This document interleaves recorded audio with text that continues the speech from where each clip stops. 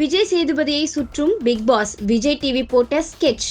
வாண்டடாக சிக்கிய ரஞ்சித். நடிகர் ரஞ்சித் 90 காலகட்டங்கள்ல பிரபலமான நடிகரா இருந்து வந்தவர். அதுக்கப்புறம் தமிழ் சினிமாவில பெருசும் தலை காட்டாம இருந்தாரு. கவுண்டம்பாளையம் படத்தின் மூலம் மீண்டும் தமிழ் திரைப்படத்துல முழு ஆதிக்கம் செலுத்தினாரு. படம் வெளியான அப்புறம் பட்டி தொட்டி எங்கும் நடிகர் ரஞ்சித்தை கலாய்க்க ஆரம்பிச்சுட்டாங்க. விமர்சனங்கள் பல எழுந்தாலும் தன்னோட கொள்கையில உறுதியா இருந்தாரு ரஞ்சித். இந்த நிலையில தான் பிக் பாஸுக்கு செல்லும் வாய்ப்பு நடிகர் ரஞ்சித்துக்கு வந்திருக்கு. இது தெரிஞ்ச உடனே நெட்டிசன்கள் தங்களோட பங்குக்கு மீம்களை தட்டிவிட தொடங்கிட்டாங்க. இந்த நிலையில 2 நாட்களுக்கு முன்னாடி பிக் பாஸ் வீட்டுக்குள்ள நுழைஞ்சாரு ரஞ்சித். வீட்டுக்குள்ள போறதுக்கு முன்னாடியே தனக்குரிய பாணியில விஜய் சேதுபதி நடிகர் ரஞ்சித்தை கலாய்ச்சிட்டாரு. போதாத குறைக்கு உடனிருந்த ரஞ்சித்தோட நண்பர்களையும் மேடையில கலாய்ச்சி தள்ளிட்டாரு விஜய் சேதுபதி. இந்த பிக் பாஸ் சீசன் 8 முற்றிலுமே ஃபன் மோடுல இருக்கும் அப்படிங்கறத இணையவாசிகள் இப்போதே கருத்து சொல்ல ஆரம்பிச்சுட்டாங்க. குறிப்பா நடிகர் ரஞ்சித் முதிர்ச்சியான மனிதர் அப்படிங்கறதுனால அங்க ஒரு பிரச்சனை வரும் பட்சத்துல அது ரஞ்சித்திடம் வந்து நிற்கும். அதை சமரசம் செஞ்சு முடிச்சு விடும் இடத்துலதான் நடிகர் ரஞ்சித் பிக் பாஸ் வீட்டுல வச்சிருக்காங்க அப்படின்னு சொல்றாங்க பிக் பாஸ் ரசிகர்கள்.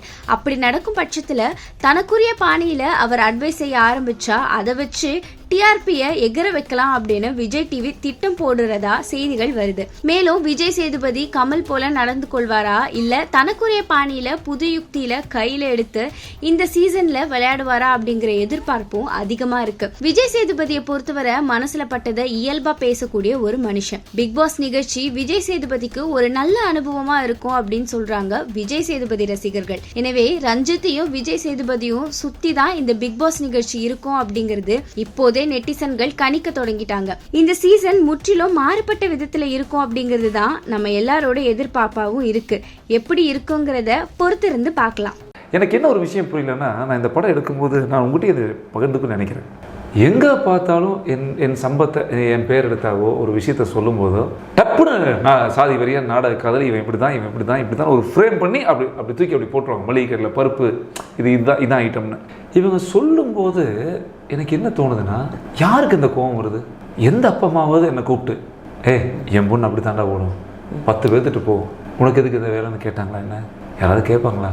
எந்த பொண்ணாவது என்கிட்ட வந்து அப்படி தாண்டா பண்ணுவேன், எங்கள் அம்மா அப்பா தற்கொலை பண்ணாலும் நான் போய் தாண்டா அவனை எந்த பொண்ணாவது சொல்லிச்சா? உங்களுக்கு ஏன்டா பிரச்சனை? என்னடா பண்ணுது உங்கள் உடம்ப? அப்போ என்ன திட்டம் உனக்கு தமிழ்நாட்டுக்குள்ளே? உன்னுடைய எண்ணம் என்ன? நான் ஒரு படம் எடுத்தால் 100 கட்டு கொடுக்குறீங்க.